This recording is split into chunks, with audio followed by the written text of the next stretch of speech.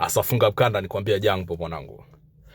Pisi ya mshikaji hailiwi. Hata ikiwa kicheche kiasi gani, hata aache mlango wazi kabisa, yani kwamba kila moja anaweza kadondoka, hailiwi pisi ya mshikaji. Iwe yuko naye au aliachana, pisi ya mshikaji hailiwi hata chembe. Unajua ile. Mchizi yuko zake masafari, yuko mbele, yuko wapi, anakuagiza upeleke parcel maskani au kwa huruma yako unapeleka parcel kwake, au sio? Bebe yake iko pale, watoto na vitu kama hivyo, au ingii ndani mwanangu. Mlangoni tu na kabidhi unachokabidhi, unasepa. Au labda uje umekuja na company ndio unaweza mkaingia sebleni kama hivyo, lakini ukiwa umeenda peke yako kama peke yako, au ingii ndani. Mlangoni tu na kabidhi mazaga, unageuka ile kitoni yeyo. Yani katoni yeyo, unajua ile. Ibaki hivyo yani. Demo pisi ya mshikaji lazima iheshimike.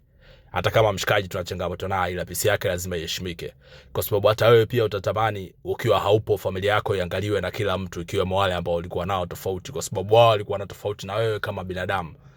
Hawakuwa na tofauti na familia yako. Familia yako haijakosea wao. Labda kama ikianza kuendeleza beef ndo mnanunua humo. Unajua ile. Ibaki hivyo wanangu.